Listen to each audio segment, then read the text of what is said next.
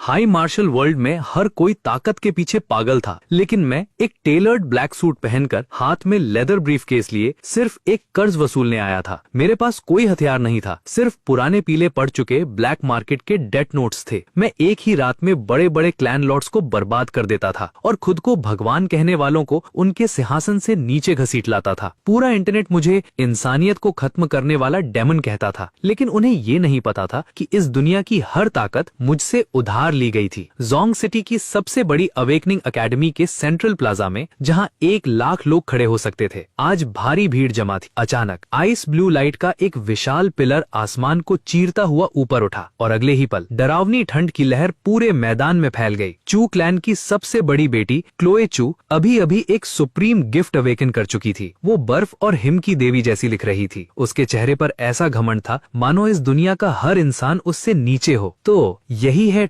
SSS rank power. उसके होठों पर हल्की गर्व भरी मुस्कान उभरी। आज से वो दिव्य सिंहासन पर बैठेगी और ऐसी गॉड बनेगी जिसे आम इंसान सिर्फ दूर से देख सकेंगे। लेकिन तभी जब पूरी भीड़ तालियों से गूंजने वाली थी, सब कुछ बदल गया। Tap tap tap, leather shoes के पत्थर पर पड़ने की साफ आवाज भीड़ के शोर को चीरती हुई गूंज उठी। हजारों आंखें तुरंत उसी दिशा में मुड़ गईं और वहां व्हाइट मार्बल की सीढ़ियों पर बिना किसी को पता चले एक युवक खड़ा था। मैं इस दुनिया में बिल्कुल अलग दिख रहा था, जहां लोग सिर्फ मार्शल पावर और बैटल गियर की पूजा करते थे। मेरे शरीर पर एक perfect fitted jet black suit था, एक भी शिकन नहीं। नाक पर gold rim, left hand trouser pocket में और राइट हैंड में लेदर ब्रीफकेस। मेरा चेहरा बेहद हैंडसम था, लेकिन मेरी मौजूदगी बर्फ जैसी ठंडी। मेरे शरीर से स्पिरिट एनर्जी का एक कतरा भी बाहर नहीं निकल रहा था। मैं किसी अवेकेंड इंसान जैसा बिल्कुल नहीं लग रहा था। ये कौन है? इसे ऊपर किसने आने दिया? हेडमास्टर गुस्से में गरजा। चू क्लैन के कई रैंक 3 गार्ड्स तुरंत आगे बढ़े और दुश्मनी भरी नजरों से मुझे घूरने लगे। मैं शांत होकर रुक गया, फिर अपनी पतली उंगली से चश्मा ऊपर किया। मैंने किसी की तरफ ध्यान नहीं दिया। इसके बजाय मैंने हवा में तैर रही क्लोए चू की तरफ देखा और अपने ब्रीफकेस से एक पुराना पीला कॉन्ट्रैक्ट बाहर निकाला। बीच में आने के लिए माफ कीजिए मिस चू। मेरी आवाज ज्यादा ऊंची नहीं थी, लेकिन फिर भी वो पूरे प्लाजा में साफ गूंज उठी। उस आवाज में ऐसा दबाव था जिसके सामने कोई बहस नहीं कर सकता था। मैं अंडरग्राउंड ब्लैक मार्केट का वर्तमान हेड लिन युआन हूँ। 50 साल पहले आपके दादा विक्टर चू ने पूरे चू क्लैन की संपत्ति गिरवी रखकर ब्लैक मार्केट से master rank ice type power core उधार लिया था। यही आपके परिवार की असली विरासत थी। कॉन्ट्रैक्ट साफ लिखा हुआ है और आज 50 साल बाद पूरा कर्ज ब्याज समेत वापस लिया जाएगा। जिस पल वो शब्द गूंजे, पूरा विशाल प्लाजा मौज जैसी खामोशी में डूब गया और अगले ही सेकंड जमीन हिला देने वाली हंसी फूट पड़ी।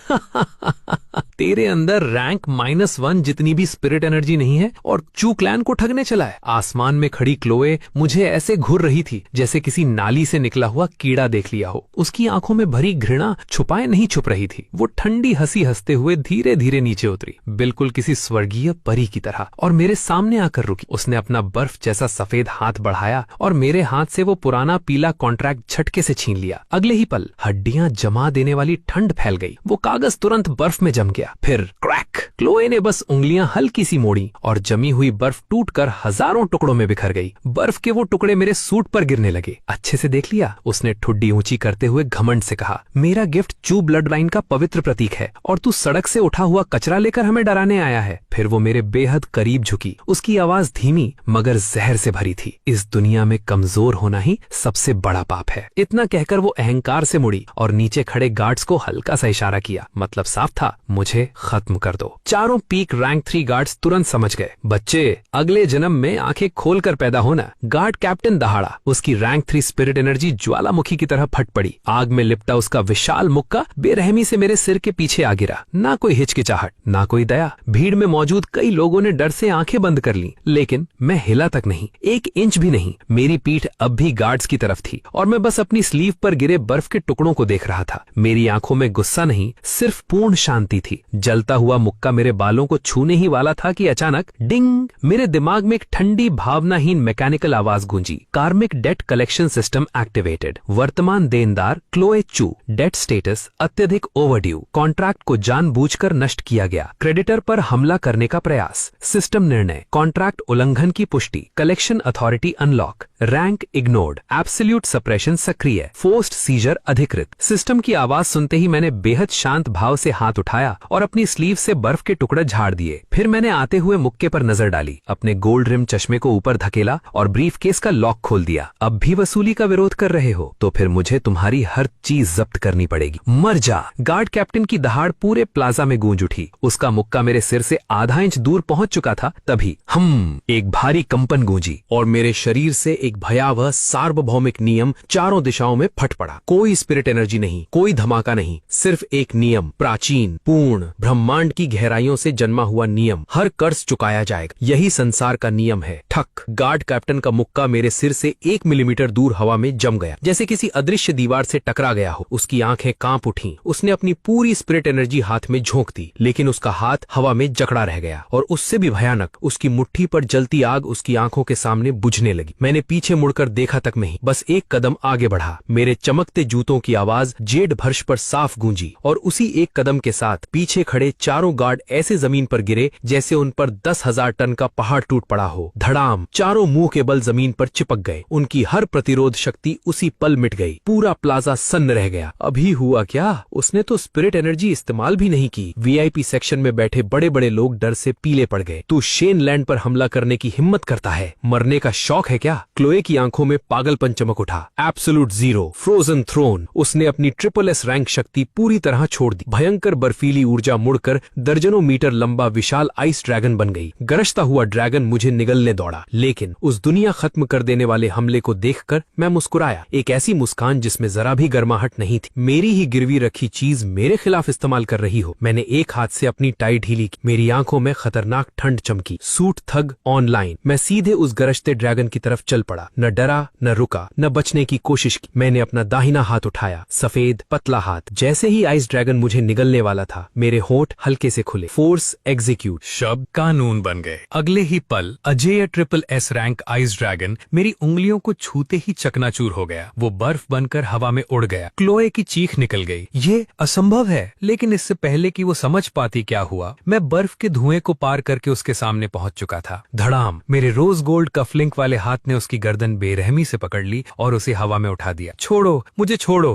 क्लोए बुरी तरह तड़पने लगी। पहली बार उसकी आंखों में असली डर दिखाई दी। मैंने उसे बर्फ जैसी ठंडी नजरों से देखा। तुम्हें दूसरों को नीचे देखना पसंद है ना? तो अब गिरने का एहसास भी कर लो। डिंग। फोर्स्ड स्ट्रिपिंग प्रोटोकॉल शुरू। अचानक शून्य से काली सुनहरी आग में जलती दर्जनों जंजीरें बाहर निकली। उन्होंने सारे फिजिकल डिफेंस को नजरअंदाज किया और सीधा क्लोए की आत्मा में घुस गईं। उसकी त्वचा पर एक निशान तक नहीं था, लेकिन उसकी चीख पूरे प्लाजा में गूंज उठी। हजारों लोगों की डरी हुई आंखों के सामने एक चमकता हुआ बर्फीला नीला ऑर्ब उसकी छाती से बाहर खींच लिया गया। एब्सोल्यूट जीरो का असली कोर। जैसे ही वो कोर निकला, क्लोए की पूरी आभा ढह गई। उसकी सारी स्पिरिट एनर्जी एक झटके में खत्म हो गई। धड़ाम। मैंने उसे कचरे की तरह फेंक दिया। मेरी शक्ति। वो कीचड़ में गिरकर फूट फूट कर रोने लगी। पूरा प्लाजा दंग रह गया। अभी अभी जागी SSS रैंक प्रतिभा 10 सेकंड में पूरी तरह बर्बाद हो चुकी थी। ये आखिर कैसी शक्ति है? लेकिन मैंने जमीन पर पड़ी क्लोए की तरफ देखा भी नहीं। मैंने SSS रैंक कोर को हाथ में उठाया, जैसे कोई सबसे कीमती गिरवी संपत्ति देख रहा हो। जो मेरा है वो वापस ले रहा हूँ। मैंने वो ऑर्ब सीधे अपनी छाती में दबा दिया। बूम। मेरे भीतर पहले से 10 गुना ज्यादा शक्ति फट पड़ी। कुछ ही पलों में मैंने एब्सोल्यूट जीरो पूरी तरह आत्मसात कर लिया। चारों तरफ बर्फीली ठंड फैल गई, मानो बर्फ और हिम का असली सम्राट मैं हूँ। मैंने जमी हुई हवा की लंबी सांस ली, आराम से अपनी टाई ठीक की और जेब से एक जेट ब्लैक कैलकुलेटर निकाल लिया। मेरी लंबी उंगलियां बटन दबाने लगी। मैं रोती हुई क्लोए को देखते हुए मुस्कुराया। प्रिंसिपल वापस मिल गया। अब 50 साल का ब्याज निकालते हैं। वापस लिया जाएगा। मेरे शब्द मुश्किल से खत्म हुए ही थे कि ding. Debt restructuring clause activated. एक प्राचीन पार्चमेंट स्क्रोल मेरे हाथ में प्रकट हुआ, जिससे काली डरावनी रोशनी निकल रही थी। मैंने हल्का सा कलाई घुमाई और सोल सर्विट्यूड कॉन्ट्रैक्ट क्लोए के सामने गिर पड़ा। मेरी आवाज और भी ठंडी हो गई। साइन करो और मेरी सर्वेंट बन जाओ, वरना मैं तुम्हारी लाइफ स्पैन छीन लूंगा। एक चुनो। नहीं, मैं चूकलैन की सबसे बड़ी बेटी हूँ। मैं कभी किसी की नौकर नहीं बनूंगी। क्लोए पागलों की तरह सिर हिलाने लगी। उसकी आंखों में अपमान और डर साफ दिखाई दे रहा था। मैंने शांत नजरों से उसकी तरफ देखा। अच्छी बात है, रीढ़ की हड्डी तो है, लेकिन एक प्रोफेशनल डेट कलेक्टर के लिए कर्जदार की भावनाओं की कोई कीमत नहीं होती। मैंने अपनी घड़ी की तरफ देखा। 1 साल की उम्र 1000 स्पिरिट स्टोन्स के बराबर है, और क्योंकि तुम साइन करने से मना कर रही हो, तो मैं तुम्हारी पूरी लाइफ स्पैन छीन रहा हूँ। इसे डोनेशन समझ लो। मैंने ये बात ऐसे कही जैसे किसी मक्खी को उड़ा रहा हूँ। जैसे ही शब्द खत्म हुए रूल एक्टिवेट हो गया और अगले ही पल उसकी लाइफ फोर्स खींची जाने लगी। आह आह, क्लोए की दर्द भरी चीख पूरे प्लाजा में गूंज उठी। हजारों लोगों के सामने उसकी गोरी त्वचा तेजी से बूढ़ी होने लगी, उसके काले बाल सफेद होकर झड़ने लगे। मौत का डर बर्फीली लहर की तरह उसके पूरे शरीर में फैल गया। मैं साइन करूंगी, प्लीज रोक दो, मैं मरना नहीं चाहती। आखिरकार क्लोए टूट गई। असली मौत के सामने इज्जत की कोई कीमत नहीं बचती। वो रेंगते हुए कॉन्ट्रैक्ट तक पहुंची और अपनी बची हुई आखिरी ताकत से उस पर अपना हैंडप्रिंट लगा दिया। कॉन्ट्रैक्ट काली रोशनी में बदल गया और सीधा उसके माथे में समा गया। उसी पल मैंने उसकी लाइफ स्पैन ड्रेन रोक दी। Ding, soul servitude contract activated. Debtor Chloe Chu का स्टेटस फोर्सफुली एक्सक्लूसिव सर्वेंट में कन्वर्ट किया जा रहा है। Appearance resetting. एक तेज रोशनी चमकी, क्लोए के महंगे अवेकनिंग कपड़े गायब हो गए और उनकी जगह एक black and white servant uniform ने ले ली, पूर्ण अधीनता का प्रतीक। पूरा प्लाजा खामोश हो गया। हजारों लोग उस लड़की को देख रहे थे जो कुछ देर पहले देवी जैसी थी और अब मेरे पैरों में घुटनों पर बैठी थी। हर इंसान के दिल में एक डरावना एहसास उठने लगा। एक गॉड को उसके सिंहासन से गिरा देना, ये कितनी निर्दयी ताकत थी। लेकिन मैंने उसकी तरफ दोबारा देखा तक नहीं। मैंने भारी ब्रीफकेस उसके सामने फेंक दिया। उसका शरीर डर से कांप उठा। अपमान के आंसू उसकी आंखों से बहने लगे। लेकिन कॉन्ट्रैक्ट की पकड़ इतनी मजबूत थी कि वो विरोध करने का सोच भी नहीं सकती थी। वो सिर्फ ब्रीफकेस उठाकर सिर झुकाए चुपचाप मेरे पीछे खड़ी हो गई। मैंने गोल रिम चश्मा ऊपर किया और एक ब्लैक मार्केट लेजर निकाला जिससे हल्की काली रोशनी निकल रही थी। मैं बर्फ से ढके मैदान में ऐसे चलने लगा मानो पार्क में टहल रहा हूँ। लेजर खोलते हुए मैं मुस्कुराया। चलो देखते हैं अगला लकी इंसान कौन है। मेरी नजर एक नाम पर जाकर रुकी और मेरे होठों पर ठंडी मुस्कान आ गई। विक्टर चू, चू क्लैन का वर्तमान हेड, 55 साल से ओवरड्यू। ये ब्याज बहुत दर्द देगा। मैंने लेजर बंद किया। चारों तरफ खड़े लोग मुझे ऐसे घूर रहे थे मानो उन्होंने कोई भूत देख लिया हो और मैं पूरी शांति से अवेकनिंग स्टेज से नीचे उतर गया। चलो मेरी सर्वेंट, मेरी आवाज हवा में गूंजी। अब तुम्हारे दादा से वसूली करने का समय आ गया है। आधा घंटा बाद चू एस्टेट। आसमान से ठंडी बारिश गिर रही थी। मैं एक हाथ में ब्लैक छाता पकड़े आराम से पानी भरे रास्ते पर चलता हुआ विशाल अलॉय गेट के सामने जाकर रुका। मेरे पीछे क्लोए अपनी भीगी हुई सर्वेंट यूनिफॉर्म में कांप रही थी, लेकिन उस गेट के पीछे पूरा जाल बिछ चुका था। चू क्लैन के टॉप ऑफिसर्स और 100 से ज्यादा पावर हाउस मेरा इंतजार कर रहे। मैंने बर्फ जैसी ठंडी आवाज में कहा, अंदर सुन रहे हो कर्जदारों? Black market debt collection, gate खोलो। अंदर से कोई जवाब नहीं आया, सिर्फ जानलेवा इरादों की लहरें गेट के पीछे से बाहर रिस रही थीं। मैंने हल्की सांस छोड़ी। कॉपरेट नहीं करोगे? मेरी आंखें एक पल में बर्फ जैसी ठंडी हो गई। बैंग! मैंने अपना पैर उठाया और पूरी ताकत से गेट पर दे मारा। बूम! धरती हिलाने वाला धमाका गूंज उठा। वो ब्लास्ट प्रूफ गेट जिसे एक ग्रैंड मास्टर भी नहीं हिला सकता था, मेरी एक किक से कागज की तरह टूट गया। धूल और धुआं हर तरफ फैल गया। कौन पागल चू क्लैन में घुसने की हिम्मत कर रहा है? कई गुस्से भरी आवाजें आसमान में गूंजी। 5 मास्टर रैंक एल्डर्स हवा में तैर रहे थे और उनके पीछे सैकड़ों एलीट वॉरियर्स खड़े थे। ग्रैंड एल्डर की नजर तुरंत क्लोए पर पड़ी। उसे सर्वेंट यूनिफॉर्म में देखकर उसकी आंखें गुस्से से फट पड़ी। पागल, तूने हमारे क्लैन की प्रतिभा को बर्बाद किया और उसे इस तरह अपमानित करने की हिम्मत की। आज इसकी कीमत चुकानी पड़ेगी। ग्रैंड मास्टर का दबाव सुनामी की तरह मुझ पर टूट पड़ा, लेकिन मैं उस प्रेशर के बीच बिल्कुल शांत खड़ा रहा। मेरे कपड़ों की एक सिलवट तक नहीं हिली। मैंने ऊपर हवा में तैरते एल्डर्स की तरफ देखा मानो कुछ बेकार चेक्स देख रहा हूँ। फिर मैंने अपना ब्लैक छाता क्लोए को पकड़ा दिया। आराम से अपने ब्लैक जैकेट के 2 बटन खोले, नीचे की सफेद शर्ट दिखाई दी और सामने खड़े पूरे पावर हाउस ग्रुप की तरफ मुस्कुराया। एक बेहद ठंडी मुस्कान। जब पूरा परिवार कर्ज में डूबा हो तो हर सदस्य जिम्मेदार होता है। लेडीज एंड जेंटलमैन, क्या आप दिवालिया होने के लिए तैयार हैं? दिवालिया?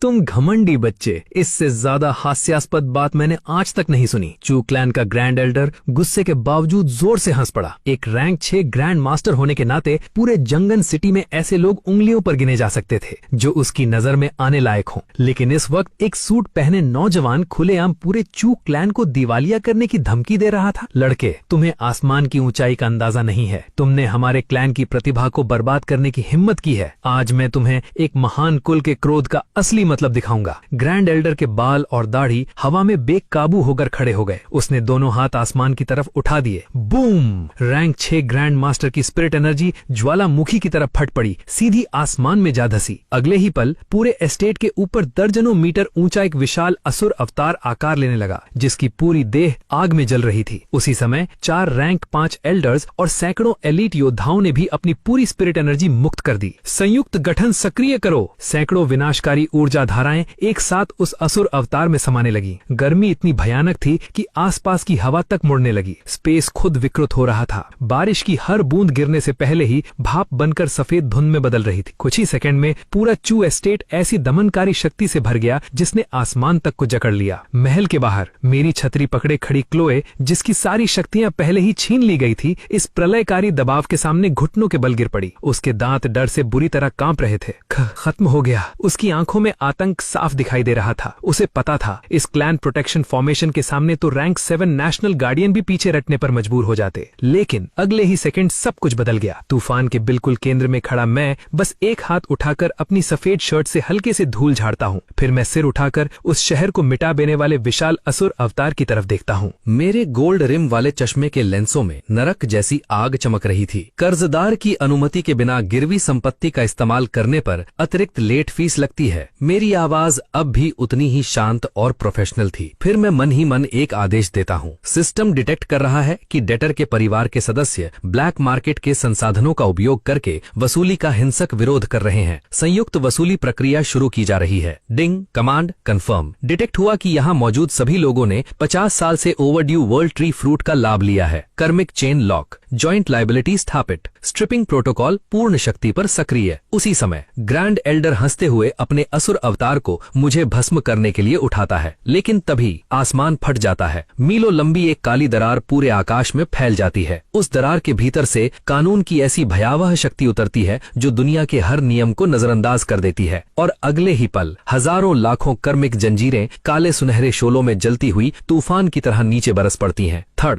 थड़ थड़ ये जंजीरें सीधे असुर अवतार को भेद देती हैं। हर स्पिरिट शील को पार करती हुई चू क्लैन के हर सदस्य के सीने में जा धंसती हैं।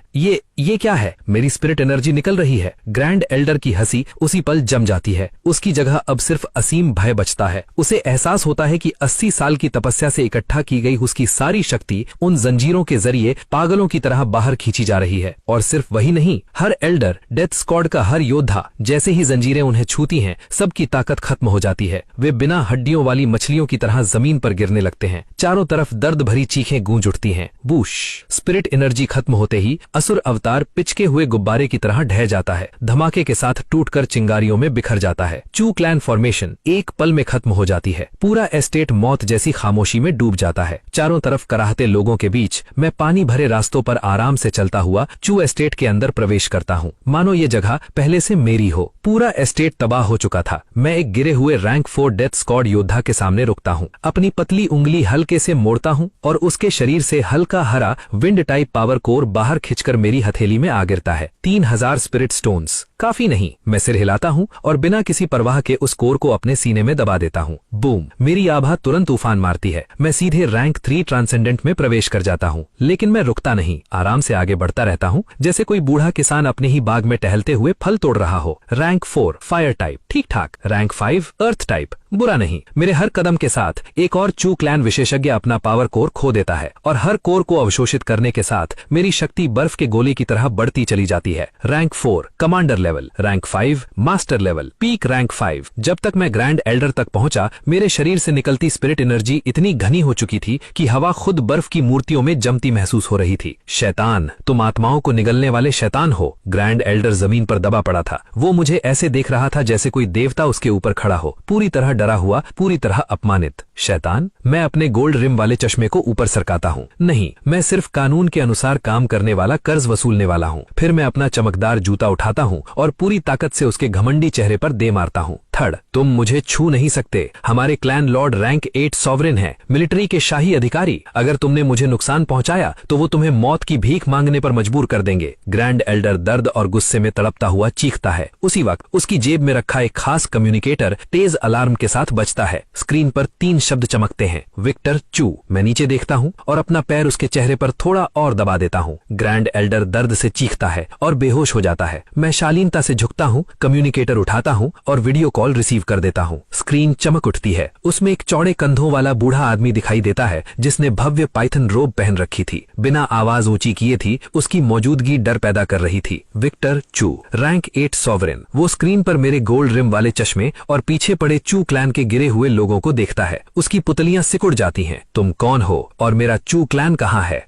तुमने उनके साथ क्या किया? रैंक 8 सॉवरेन की हत्या जैसी दहला देने वाली किलिंग इंटेंट स्क्रीन के पार तक फैल जाती है, लेकिन उस दबाव के सामने मैं सिर्फ मुस्कुराता हूँ। धीरे धीरे कैमरा नीचे झुकाता हूँ और फोकस करता हूँ उस ग्रैंड एल्डर के चेहरे पर जो अभी भी मेरे जूते के नीचे कुचला पड़ा था। मैं कौन हूँ इससे फर्क नहीं पड़ता। मैं विक्टर चू की गुस्से से भरी आंखों में देखता हूँ, फिर वो पीला पड़ा कर्ज का नोट निकालकर कैमरे के सामने उठा देता हूँ। मेरी आवाज हड्डियां जमा देने जितनी ठंडी थी। लॉर्ड चू, आपका अकाउंट 55 साल से ओवरड्यू है और चूंकि आपके लोगों ने वसूली का विरोध करने का फैसला किया है, इसलिए अब मुझे जांगनान सिटी में आपकी सारी संपत्ति जब्त करनी पड़ी। विक्टर चू जैसे ही उस कर्ज की नोट को देखता है, उसका चेहरा भूत देखने जैसा सफेद पड़ जाता है।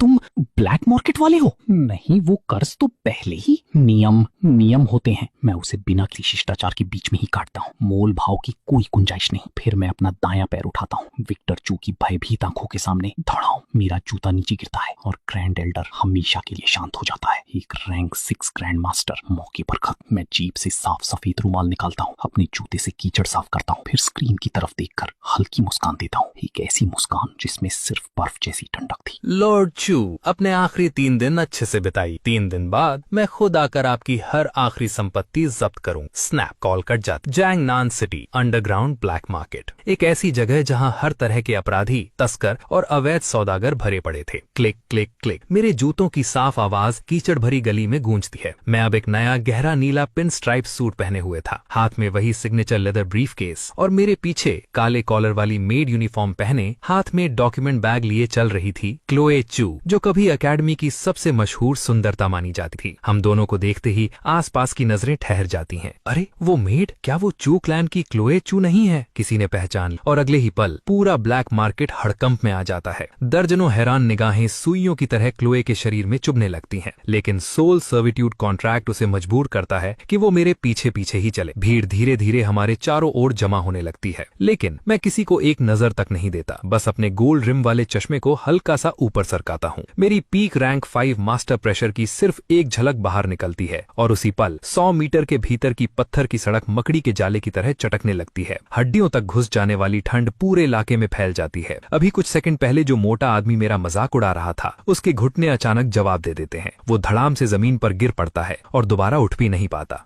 Rank 5 master. भीड़ भरी सड़क तुरंत 2 हिस्सों में बंट जाती है। हर नजर अब पूरी तरह बदल चुकी थी। मैं आसपास के सारे शोर को अनदेखा करता हुआ सीधे ब्लैक मार्केट के बीचों बीच बने अंडरग्राउंड ऑक्शन हाउस की ओर बढ़ता हूँ। Top tier private reception room. और तभी एक मधुर छेड़ने वाली हंसी कमरे में गूंजती है। अरे वाह, क्या दिलचस्प मेहमान आए हैं। स्कारलेट सू, ऑक्शन हाउस की हेड ब्रोकर, तेजी से दरवाजा खोलकर अंदर आई। उसकी पर्सनालिटी बेहद आकर्षक थी, लेकिन जैसे ही उसकी नजर मेरे पीछे खड़ी क्लोई पर पड़ी, उसकी आंखें सदमे से फैल गईं। उसे यकीन ही नहीं हुआ कि जिसने अकेले पूरे चू क्लैन को तबाह कर दिया, वो सामने बैठा ये शांत प्रोफेसर जैसा दिखने वाला नौजवान है। हमारे छोटे से ऑक्शन हाउस में इतने सम्मानित मेहमान का स्वागत है। स्कारलेट की आवाज में अब जरा भी घमंड नहीं था, सिर्फ सम्मान। मैंने बिना समय बर्बाद किए सीधे लेदर सोफे पर बैठते हुए पैर क्रॉस किए और पीछे खड़ी क्लोई की तरफ हल्का सा इशारा किया। क्लोई ने होंठ काटे। अपमान से उसका चेहरा लाल हो चुका था, लेकिन फिर भी उसने ब्रीफ केस खोला और सारी चीजें क्रिस्टल टेबल पर उड़ेल दी। ठक ठक ठक। अगले ही पल स्कारलेट की सांस अटक गई। टेबल पूरी तरह पावर कोर्स से भरी हुई थी। हर रंग, हर टाइप,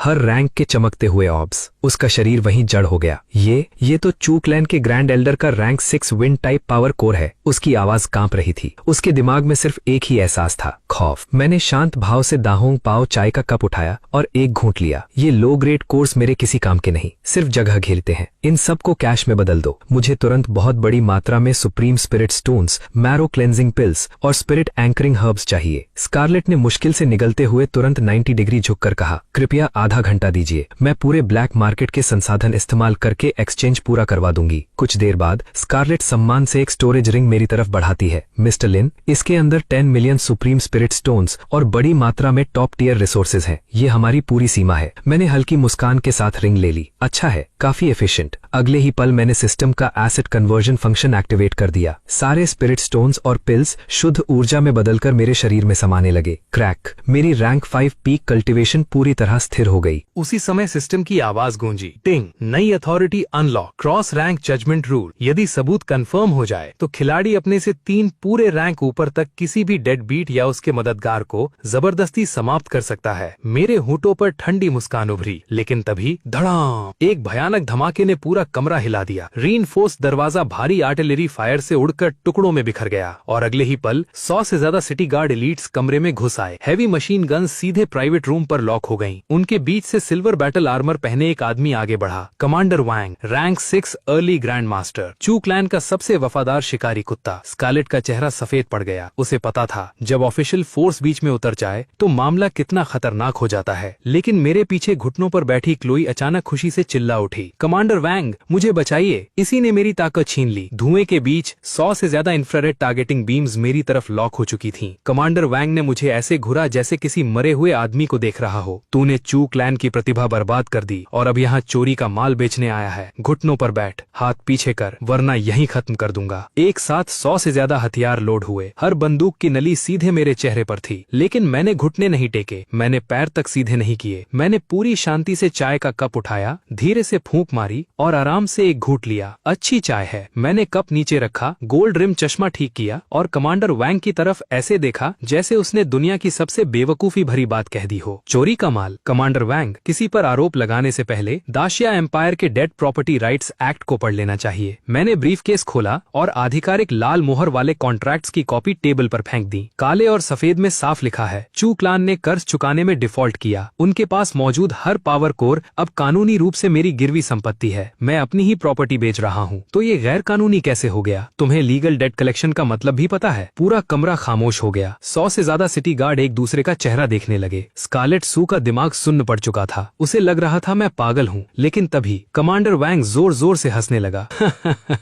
कानूनी डेट कलेक्शन। जंगन सिटी में लॉर्ड चू का शब्द ही कानून है और मेरे हाथ की तलवार ही न्याय। तूने मुश्किल रास्ता चुना है। अब तुझे गिरफ्तार करने के साथ यहीं खत्म भी करूंगा। शेंग, उसने अपनी एलॉय वॉर ब्लेड बाहर निकाली। रैंक 6 स्पिरिट एनर्जी उसमें ज्वालामुखी की तरह भर गई। पूरा कमरा कांप उठा। 10 मीटर लंबी विनाशकारी स्लैश सीधे मेरी तरफ गिरी। स्कारलेट ने डर से आंखें बंद कर लीं। क्लोई सांस रोक के इंतजार करने लगी। उसे उम्मीद थी कि इस बार मैं खत्म हो जाऊंगा, लेकिन जैसे ही वो हमला मेरे सिर से सिर्फ 10 सेंटीमीटर दूर पहुंचा, डिंग, बाहरी ताकत द्वारा डेट कलेक्शन में हस्तक्षेप डिटेक्ट, टारगेट की पहचान, dead beat enabler, elimination authorised, cross rank judgment activated. सोफे पर बैठे बैठे मेरे होठों पर बर्फ जैसी ठंडी मुस्कान उभरी। मैंने उस आते हुए हमले की तरफ देखा तक नहीं, बस आराम से अपना दाहिना हाथ उठाया और 2 उंगलियां आगे बढ़ा दी। धड़ाम, एक भारी घंटी जैसी आवाज पूरे कमरे में गूंजी। शॉक वेव ने सारी बुलेट प्रूफ ग्लास तोड़ दी और जब लोगों ने डरते हुए आंखें खोली तो उन्होंने ऐसा दृश्य देखा जो जिंदगी भर नहीं भूल सकते थे। कमांडर वैंग का जानलेवा हमला मेरी 2 उंगलियों के बीच रुका हुआ था। पूरी ताकत लगाने के बावजूद तलवार 1 इंच भी आगे नहीं बढ़ पा रही थी। ये नामुमकिन है। कमांडर वैंग की आवाज डर से कांप गई। वो समझ ही नहीं पा रहा था कि रैंक 5 का इंसान इतना भयानक कैसे हो सकता है। मैंने हल्का सा सिर उठाया। मेरी गोल्ड रिम ग्लासेस के पीछे की आंखें अंधे कुएं जैसी गहरी लग रही थीं। मैंने कहा था, मैं कानूनी तरीके से कर्ज वसूली करता हूँ और क्योंकि तुम डेड बीट्स का साथ देने पर अड़े हो, अब मुझे तुम्हें कब्र में भेजना पड़ेगा। मेरे शब्द खत्म भी नहीं हुए थे कि क्रैक, मैंने बस उंगलियों पर हल्का सा दबाव डाला और सपोजिडली अटूट रैंक 6 वॉर ब्लेड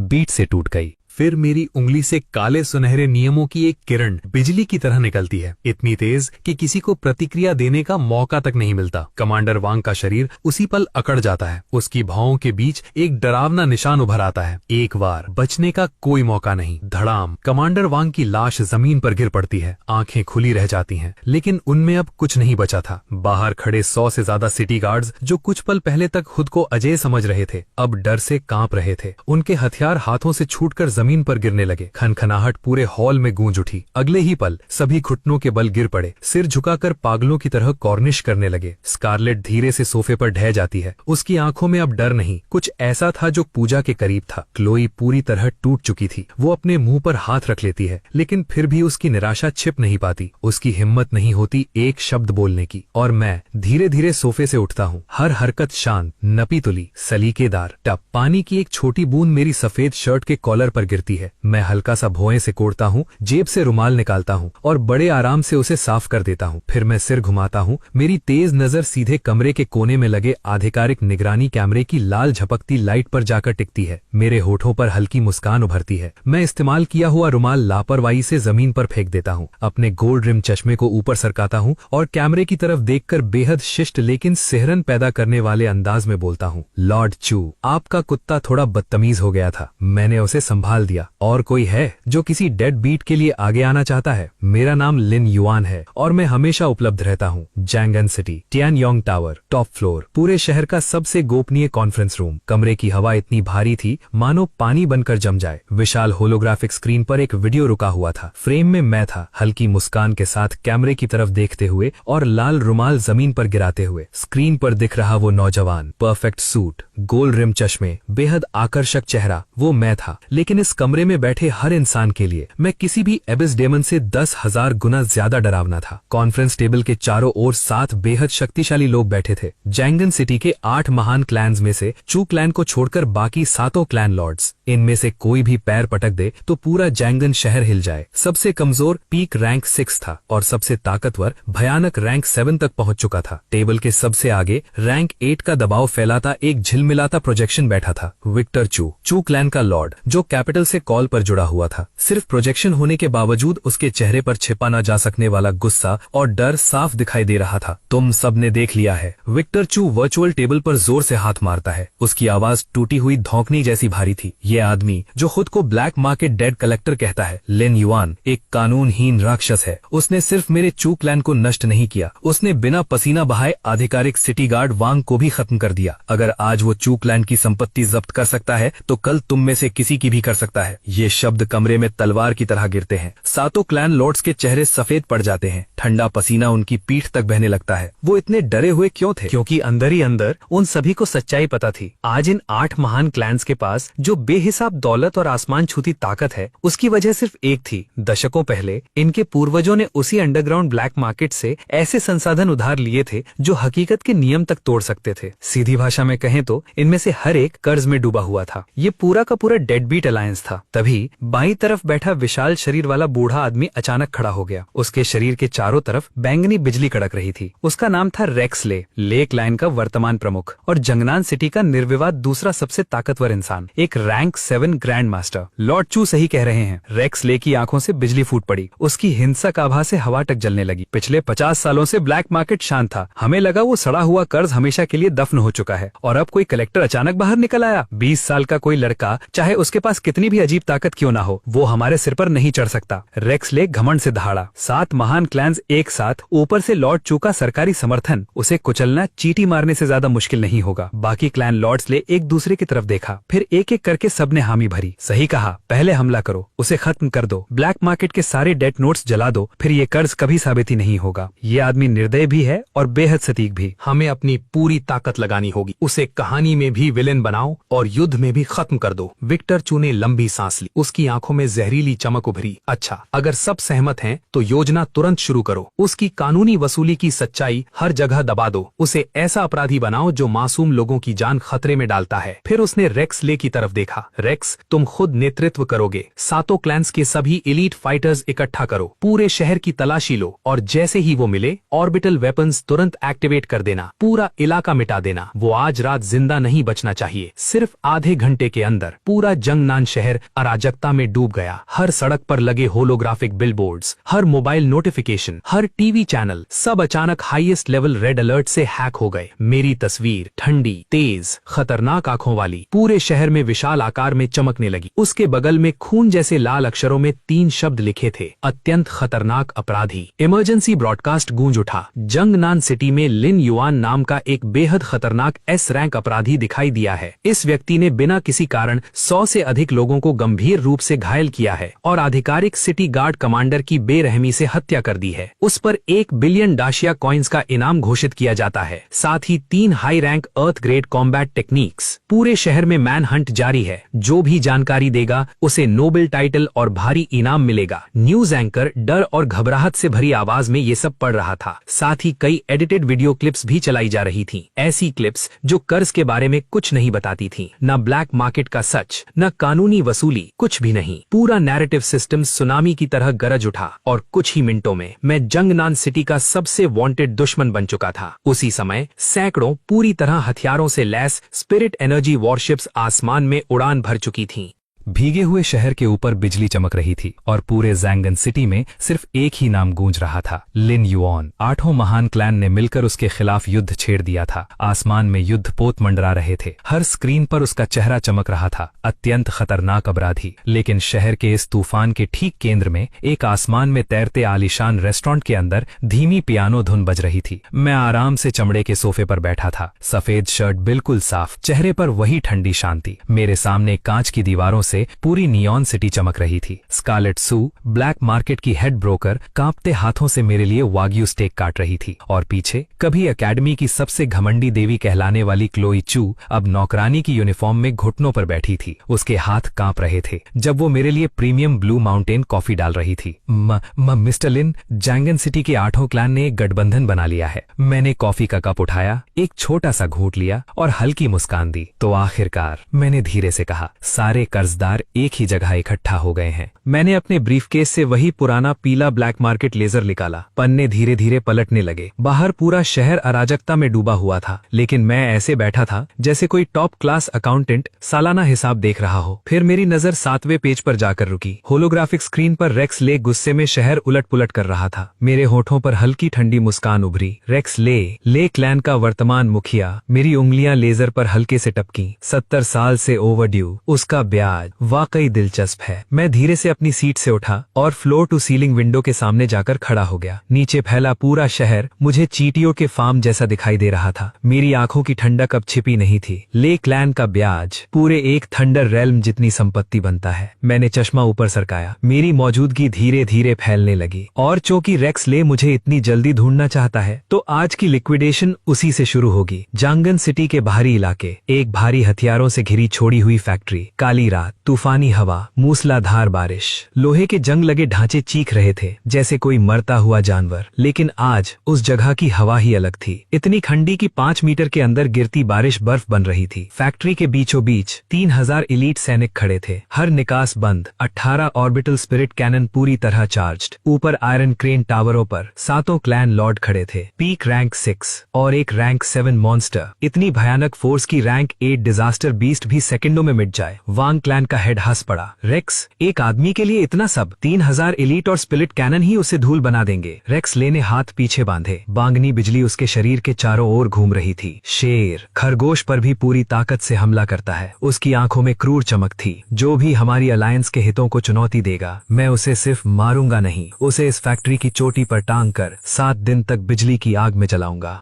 बाकी क्लैन लॉर्ड जोर से हंस पड़े। उन्हें लग रहा था मैं अभी उनके सामने घुटनों पर गिरने वाला हूँ। कुछ 100 मीटर दूर खड़ी आर्मर्ड गाड़ी के अंदर क्लोए चू दूर फैक्ट्री गेट को घूर रही थी। मैंने उसे गाड़ी में रहने का आदेश दिया था। बाहर का दबाव महसूस करते हुए उसकी आंखों में पागल खुशी भर गई। हाँ, वो कांपते हुए हंसी। लिन युआन, तू सच में पागल है। तू अकेला इस मौत के जाल में चला आया। वो रेक्स ले है, पूरा क्षेत्र जिसका नाम सुनकर कांपता है। 7 क्लैन लॉर्ड, 3000 एलीट, तू कर क्या लेगा? उसकी आंखों में उम्मीद लौटाई। बस मर जा, तेरे मरते ही ये श्रापित कॉन्ट्रैक्ट खत्म हो जाएगा। और तभी आसमान में बिजली कड़की। फैक्ट्री गेट के बाहर एक तेज कार हॉर्न गूंजा। 3000 सैनिक एक साथ सतर्क हो गए। क्लिक क्लिक क्लिक, हजारों हथियार लोड हुए। 18 स्पिरिट कैनन की लाइट्स हरे से लाल हो गईं। वो आ गया। काले रंग की एक साधारण कार धीरे धीरे गेट के सामने रुकी। दरवाजा खुला। सबसे पहले काले सीधे हैंडल वाला छाता दिखाई दिया। फिर प्रेस की हुई पैंट और लंबा कदम पानी में उतरा। छपाक, मैं बाहर आया। अब भी वही perfect deep blue pin stripe suit, नाक पर गोल्ड रिम चश्मा, बाएं हाथ में छाता, दाएं हाथ में काला लेदर ब्रीफकेस, चेहरे पर वही शांत भाव जैसे मैं ऑफिस से घर लौट रहा हूँ। Click click click. मैं धीरे धीरे आगे बढ़ता गया। 3000 डरी हुई निगाहें बस मुझे देख रही थीं। फिर अचानक फ्लैश, सैकड़ों हाई इंटेंसिटी सर्च लाइट्स एक साथ जल उठीं। पूरा अंधेरा चीरते हुए उनकी सफेद रोशनी सीधे मुझ पर टिक गई। चारों तरफ से घिरा हुआ रेक्स ले की हंसी गड़गड़ाहट की तरह गूंजी। लिन युआन, तू सच में आ गया। उसने हाथ फैलाए। चारों तरफ देख, 3000 एलीट, 18 स्पिरिट कैनन, हर रास्ता तेरी मौत की तरफ जाता है। उसकी आवाज क्रोध से कांप रही थी। आज मैं तेरी मौत को हमारे क्लैन की इज्जत के नाम समर्पित करूंगा। उसने हाथ नीचे गिराया और दहाड़ा। Formation rise.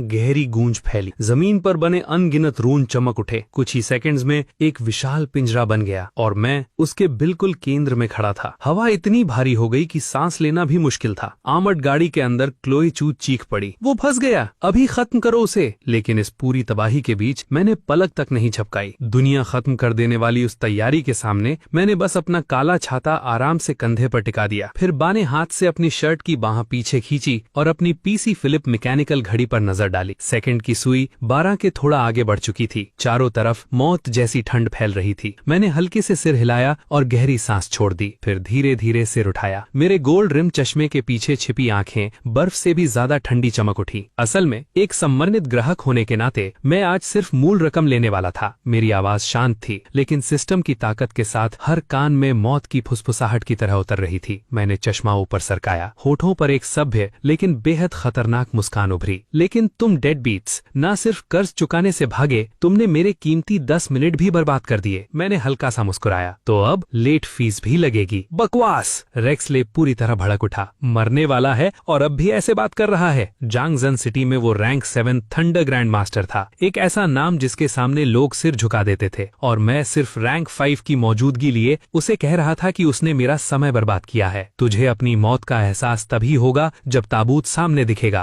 रेक्सले ने पागलों की तरह दहाड़ मारी। अभी दिखाता हूँ रैंक 7 का गुस्सा कैसा होता है। धड़ाम। वो 100 मीटर ऊंचे टावर से नीचे कूद पड़ा। Boom boom boom. जैसे जैसे वो नीचे गिरा, पूरा आसमान बदलने लगा। मूसलाधार बारिश तुरंत भाप बन गई। बैंगनी बिजली की दर्जनों मोटी धाराएं काले बादलों को चीरती हुई उठने लगीं। ऊपर खड़े बाकी क्लैन लॉर्ड्स तक कांप उठे। हे भगवान, ये रैंक 7 डोमेन प्रोटोटाइप है। उसने शुरुआत में ही अपना ट्रम्प कार्ड खोल दिया। उस लड़के की राख भी नहीं बचेगी। पूरा 1 किलोमीटर का इलाका थंडर डोमेन में बंद हो चुका था। रेक्सले हवा में देवता की तरह तैर रहा था। उसकी आंखों में बैंगनी बिजली चमक रही थी। दोनों हाथ नीचे गिरे। 10,000 थंडर प्रिजन ऑब्लिटरेट। सैकड़ों बैंगनी बिजली की धाराएं मिलकर एक विशाल थंडर ड्रैगन में बदल गईं। दर्जनों मीटर लंबा वो ड्रैगन गरजता हुआ सीधे मेरी तरफ टूटा। उसकी ताकत पूरी फैक्ट्री मिटा सकती थी। भागने की कोई जगह नहीं थी। आर्मर्ड गाड़ी के अंदर क्लोए चू खुशी से कांप रही थी। उसकी आंखों में आंसू भर आए थे। वो मुझे उस थंडर ड्रैगन में निगलले जाते देखने का इंतजार कर रही थी। हाँ, बस ऐसे ही खत्म कर दो उसे। लेकिन मैं थंडर ड्रैगन के ठीक नीचे खड़ा रहा। ना मैंने कदम हटाया, ना छाते का कोण बदला। मैं बिल्कुल स्थिर खड़ा था। और तभी सिस्टम की आवाज मेरे दिमाग में गूंजी। Threat detected. डेटर रेक्सले ने घातक हमला शुरू किया। Date laser page 7। ओवरड्यू अवधि 70 साल। Debt item thunder realm core. व्यवहार मूल्यांकन। जानबूझकर कॉन्ट्रैक्ट तोड़ना। हिंसक प्रतिरोध। क्रेडिपर पर जानलेवा हमला। अक्षम्य। Maximum joint sanction activated. Cross rank judgement authority unlocked. Thunder dragon मेरे सर से आधा मीटर दूर था और तभी समय रुक गया। न धमाका न धुआं। 3000 सैनिक, 6 क्लैन हेड्स और क्लोए चू, सबकी आंखें डर से फैल गईं। मैंने धीरे से अपना दाहिना हाथ उठाया। न स्पिरिट एनर्जी न कोई औरा, बस आराम से हवा की तरफ हाथ बढ़ाया और पकड़ लिया। क्रैक। ऐसी आवाज गूंजी जैसे कोई दुनिया का नियम टूट गया हो। कुछ पल पहले गरजता हुआ थंडर ड्रैगन अब मेरी पकड़ में जकड़ा हुआ था, जैसे किसी ने सांप की गर्दन पकड़ ली हो। पूरा ड्रैगन हवा में जम गया। रेक्सले की आंखों में पहली बार डर दिखाई दिया। उसका गर्व, उसका रैंक 7 थंडर डोमेन साबुन के बुलबुले की तरह फूट गया। ये असंभव है। रेक्सले दर्द से चीख उठा। उसे महसूस हुआ उसका रैंक 7 थंडर कोर उसके शरीर से जबरदस्ती खींचा जा रहा है। नहीं, मेरी ताकत, मेरा लॉ,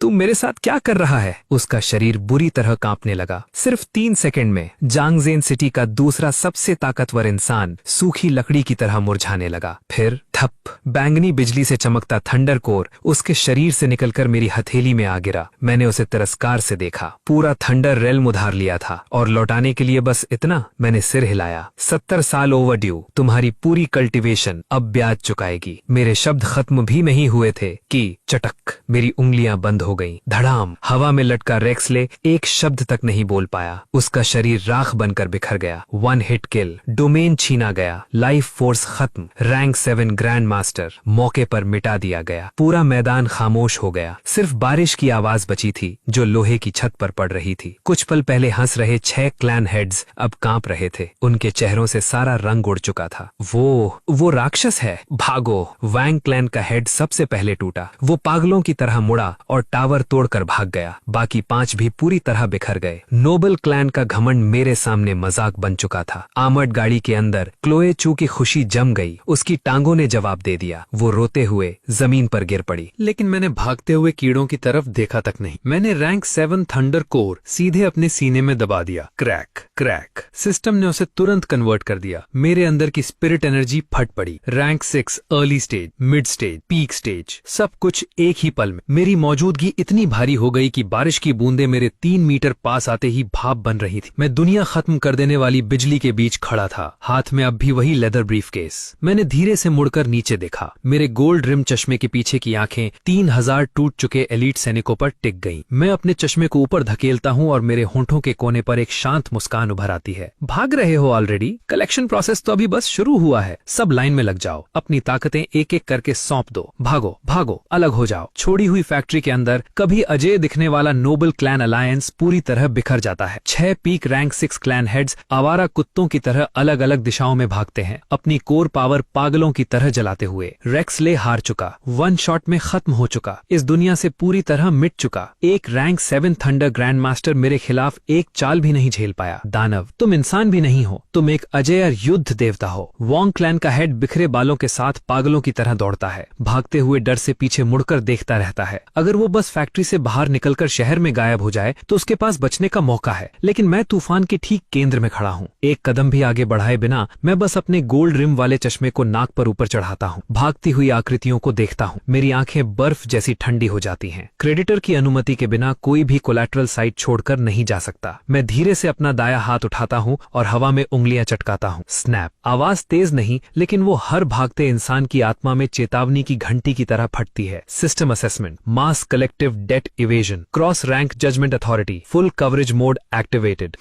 आसमान में दरारें पूरी तरह फट जाती हैं। काले सुनहरी अग्नि से जलती हुई हजारों कर्मिक चेनें स्वर्गीय तूफान की तरह ऊपर से बरस पड़ती हैं। स्पेस को नजरअंदाज करते हुए, स्पीड को नजरअंदाज करते हुए, हर डिफेंस को नजरअंदाज करते हुए। थड थड थड, भारी टक्करों की एक श्रृंखला गूंजती है और सबसे तेज भागने वाला वोंग क्लैन का हेड अचानक रुक जाता है। एक मोटी कर्मिक चेन उसकी पीठ को आर पार चीरते हुए उसे हवा में जकड़ लेती है। और सिर्फ वही नहीं, बाकी 5 क्लैन हेड्स, साथ ही नीचे भागने को तैयार डेथ स्क्वाड के योद्धा भी सभी जंजीरों में जकड़कर वहीं जम जाते हैं। जमीन के ऊपर जंजीरों के घने जाल में हजारों लोग लटके हुए तड़प रहे हैं। दृश्य सांस रोक देने वाला है। लिन युआन, मिस्टर लिन में गलत था, प्लीज मैं आपसे भीख मांगता हूँ, मुझे छोड़ दीजिए। वोंग क्लैन का हेड हवा में लटकता हुआ अपने शरीर से 100 साल की साधना शक्ति निकलते महसूस करता है। डर से रोता हुआ, मैं भुगतान करूंगा, मैं दुगना भुगतान करूंगा। वोंग क्लैन के पास सैकड़ों अरबों की संपत्ति है, प्लीज मुझे जीने दीजिए। एक रैंक 6 ग्रैंड मास्टर की इस गिड़गिड़ाहट के सामने मैं बस एक सफेद रेशमी रुमाल निकालता हूँ और उस पर लगा धब्बा साफ करता हूँ। मेरी आवाज पूरी तरह शांत है। सॉरी, मेरा लेडर फेक भुगतान स्वीकार नहीं करता। शब्द गिरते ही मैं अपनी मुट्ठी भींच लेता हूँ। बूम बूम बूम, हजारों पावर कोर्स, साथ ही 6 क्लैन हेड्स के कोर्स बलपूर्वक बाहर खींच लिए जाते हैं। चमकती रोशनी की धाराओं में बदलकर पागलों की तरह मेरे शरीर में समा जाते हैं। कोर्स छीने जाने के बाद सारे लोग हवा से नीचे गिर पड़ते हैं।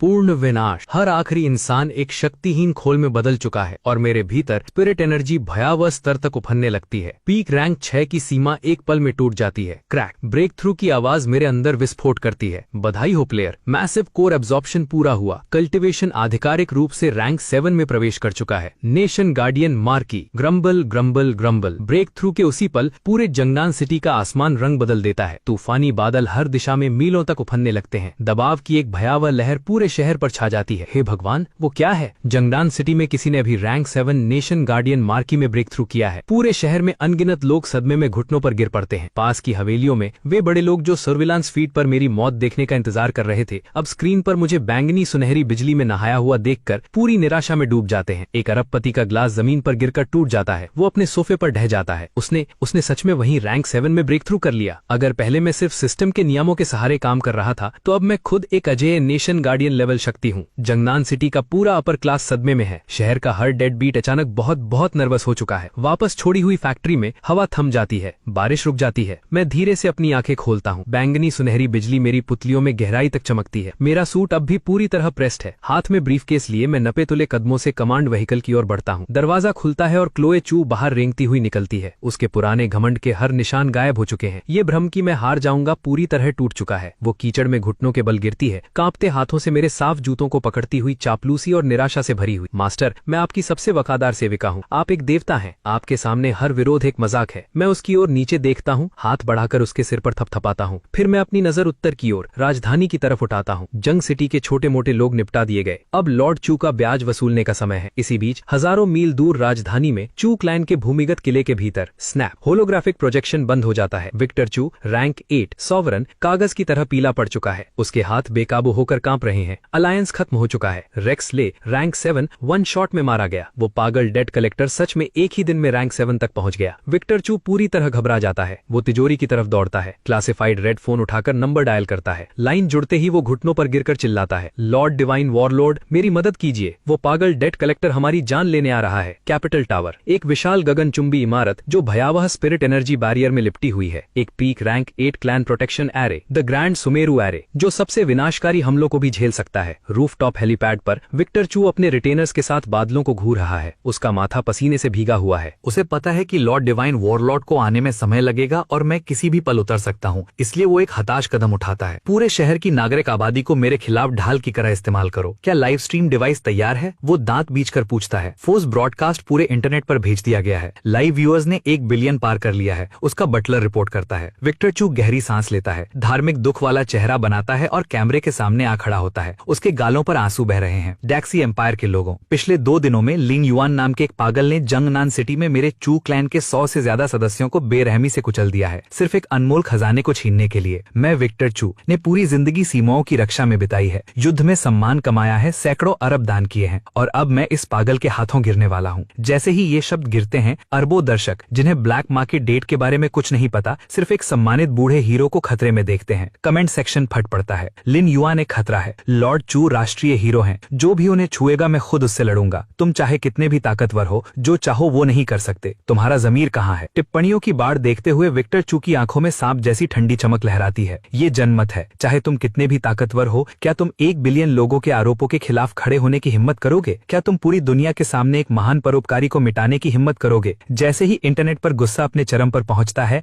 राजधानी के ऊपर के बादल 2 हिस्सों में फट जाते हैं। मैं हवा में कदम रखता हूँ जैसे ये जगह मेरी ही हो। धीरे धीरे नीचे उतरते हुए, गहरा नीला टेलर्ड सूट, सुनहरे फ्रेम वाला चश्मा, हाथ में काला लेदर ब्रीफकेस। मैं आ चुका हूँ। वो लिन युआन है। कमेंट सेक्शन फट पड़ता है। आरोप अपने चरम पर पहुंच जाते हैं। एरे के अंदर विक्टर चू मुझे स्क्रीन पर देखता है और जबरन स्थिर आवाज में दहाड़ता है, लिन युआन, आखिर तुमने अपना चेहरा दिखा ही दिया। मेरे चू क्लैन का ग्रैंड सुमारू एरे नीचे के 3 सिटी ब्लॉक्स की स्पिरिट वेन से बंधा हुआ है। अगर तुम इसे बलपूर्वक तोड़ने की कोशिश करोगे तो वेन्स टूटते ही लाखों नागरिक प्रभावित होंगे। अगर तुम में हिम्मत है तो कोशिश करके देखो। एक बेहद घटिया चाल, मुझे नैतिकता की बलि वेदी पर चढ़ाने की। कमेंट सेक्शन फट पड़ता है। ये घिनौना है। अगर तुमने हमला किया तो अपराधी तुम हो। लेकिन हवा में तैरते हुए मैं विक्टर चू के आरोपों और उसके 8 रैंक के ग्रैंड एरे का सामना बिना भौं तक उठाए करता हूँ। मैं अपना चश्मा ऊपर करता हूँ और विक्टर चू को ऐसे देखता हूँ जैसे कोई जोकर तमाशा कर रहा हो। परोपकार, नैतिकता, इंसानियत। मेरी आवाज सिस्टम द्वारा बढ़ाई हुई शोर को चीरती हुई इंटरनेट के हर कोने तक पहुंचती है। मैं तिरस्कार से सिर हिलाता हूँ। उधार की ताकत से दान करना, दूसरों की जिंदगियों से अपनी विरासत बनाना। लॉर्ड चू, तुम्हारी नैतिकता सस्ते बाजार की धोखाधड़ी है। मुझे धोखा खाए हुए दर्शकों से बहस करने में कोई दिलचस्पी नहीं। नियम, अगर एक्शन काम करता है तो भाषण छोड़ दो, अगर सबूत है तो सीधे उनके चेहरे पर फेंको। चूंकि पूरी दुनिया देख रही है, मैं होठों के कोने पर एक व्यंग्य भरी मुस्कान लाता हूँ और ब्रीफकेस खोलता हूँ। दुनिया को कानून का एक मुफ्त सबक दे देता हूँ। मैं ब्लैक मार्केट लेजर को हवा में उछाल देता हूँ। System authority full screen projection.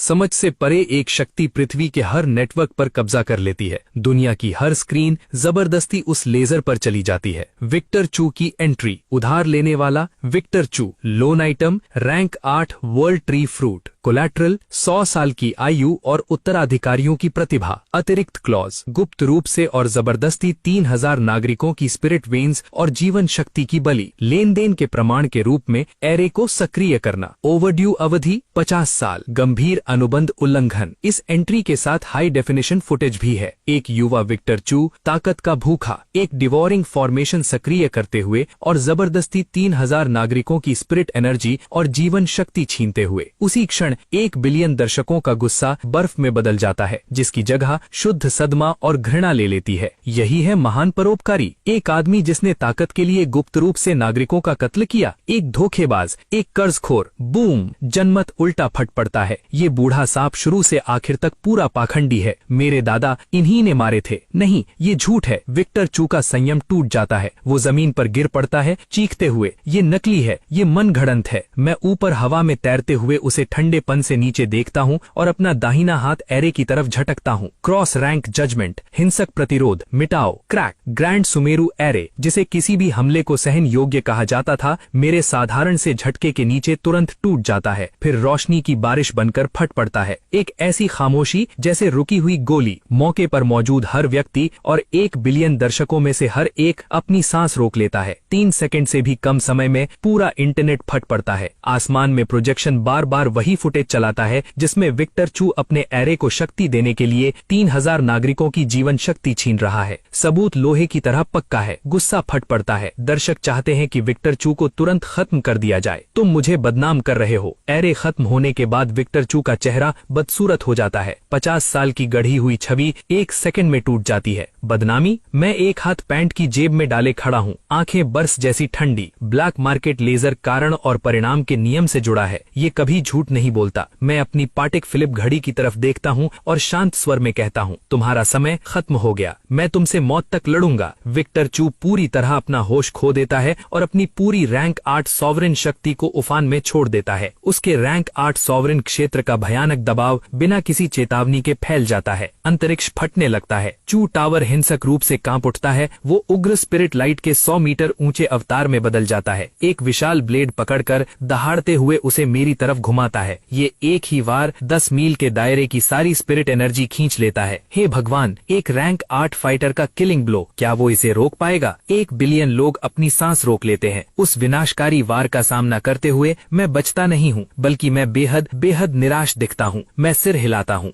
उधार की ताकत से अपने लेनदार को मारने की कोशिश। तुम्हारी मूर्खता सचमुच सीमा पार कर चुकी है। ब्लेड मेरी खोपड़ी से आधा मीटर दूर है। रैंक 8 मृत्यु खतरा पाया। हिंसक प्रतिरोध। Cross rank judgement authority unlock. मैं धीरे धीरे अपना दायां हाथ उठाता हूँ और उस विशाल अवतार पर पूरी आसानी से दबाव डाल देता हूँ। घुटनों पर गिरो। 2 शब्द जैसे दिव्य कानून अस्तित्व में बोले गए हों। बैंग। कुचल देने वाली गुरुत्वाकर्षण शक्ति एक पल में नीचे गिरती है। 100 मीटर का अवतार टूटता और बिखरता जाता है, रोशनी की बारिश में घुलते हुए। विक्टर चू की आभा ढह जाती है। एक अजय शक्ति उसे नीचे दबाती है और जमीन में गाड़ देती है। बूम, छत में विशाल गड्ढा बन जाता है, 10 मीटर से भी ज्यादा गहरा। एक अद्वितीय रैंक 8 फाइटर को एक हाथ से जमीन में दबा दिया गया। भीड़ सिहर उठती है। 1 बिलियन लोगों की खोपड़ी शून्य पड़ जाती है। तुम आखिर किस तरह के राक्षस हो? Click click. मैं हवा में कदम रखता हूँ और धीरे धीरे गड्ढे के किनारे उतरता हूँ। विक्टर चू बुरी तरह टूटा हुआ गड्ढे के तल में फैला पड़ा है। उसका चेहरा शुद्ध भय से भरा हुआ, ठंडे पसीने में डूबा हाफता हुआ बेतहाशा पीछे रेंगने की कोशिश कर रहा है। नहीं, कृपया मुझे छोड़ दो, मैं भुगतान करूंगा। मैं उसकी तरफ बढ़ता हूँ, मेरे जूते कंक्रीट पर दबाव डालते हुए। मेरा दायां हाथ खाली हवा को पकड़ता है और काले सुनहरे कार्मिक कानून से बनी एक तलवार मेरी पकड़ में प्रकट हो जाती है। मैंने तुम्हें पहले ही बताया था। मैं जजमेंट ब्लेड उठाता हूँ। मेरी आंखों में दया का एक भी निशान नहीं। मेरा लेजर नकली भुगतान स्वीकार नहीं करता। जैसे ही मैं विक्टर चू की शक्ति के आर पार कार्मिक जजमेंट ब्लेड घोंपने वाला होता हूँ,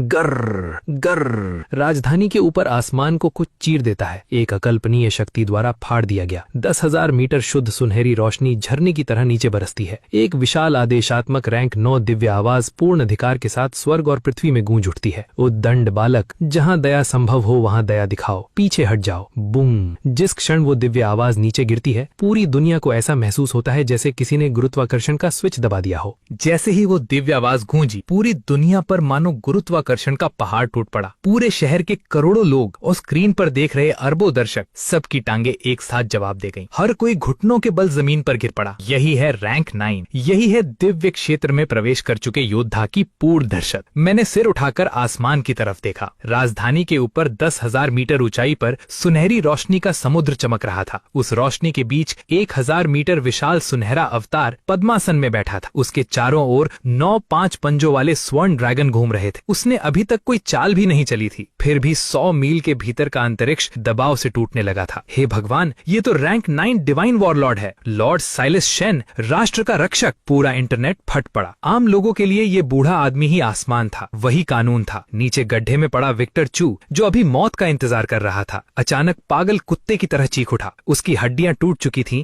फिर भी वो पूरी ताकत से आसमान की तरफ चिल्लाया, लॉर्ड डिवाइन वॉरलॉर्ड, मुझे बचाइए, ये राक्षस नरसंहार करने वाला है, इसे तुरंत दबाइए। ऊपर सुनहरा अवतार धीरे धीरे अपनी आंखें खोलता है। 2 सुनहरी किरणें सीधे मुझ पर आकर टिक जाती हैं। एक नजर और मेरे आसपास का गुरुत्व 100 गुना बढ़ जाता है। पास खड़े चू कबीले के लोग खून उगलते हुए जमीन पर दब जाते हैं, लेकिन मैं, जो उस दबाव के ठीक केंद्र में खड़ा था, घुटनों पर नहीं झुका। मेरे सिलवाए हुए सूट का किनारा तक नहीं हिला। सिस्टम के एब्सोल्यूट डोमेन के सामने ये तथाकथित रैंक 9 दबाव कुछ भी नहीं था। ऊपर से अवतार की आवाज गूंजी, ऐसी आवाज जैसे कोई राजा किसी भिखारी पर एहसान कर रहा हो। मैंने तुम्हारी लेजर देख ली है। विक्टर चू ने सच में नागरिकों की बलि दी है। हाँ, वो दोषी है। वो एक पल रुका, लेकिन ये कर्ज 50 साल पुराना है। इन 50 वर्षों में उसने उत्तरी सीमा की रक्षा की है। उसकी उपलब्धियां उसके अपराधों की भरपाई करती हैं। उसकी आवाज और कठोर हो गई। मानवता कमजोर हो रही है। डाशिया साम्राज्य रैंक 8 योद्धा को खोने का जोखिम नहीं उठा सकता। सभी लोगों की भलाई के लिए मैं आज ये कर्ज रद्द करता हूँ। तुम पीछे हट जाओ। सामान्य इंसान होता तो ये अपमान निगलना पड़ता। आखिर डिवाइन वॉरलॉर्ड के सामने कौन खड़ा हो सकता था। गड्ढे में पड़ा विक्टर चू अचानक पागलों की तरह हंसने लगा। सुना तुमने लिनियोआन, लॉर्ड डिवाइन वॉरलॉर्ड बोल चुके हैं, मेरा कर्ज माफ हो गया, अब तुम मेरा कुछ नहीं बिगाड़ सकते। उसकी घिनौनी हंसी गूंजने लगी। मैंने सिर झुका लिया। मेरे कंधे हल्के से कांपे। फिर मेरे गले से धीमी हंसी निकली और अगले ही पल वो हंसी पागलों की तरह गूंज उठी।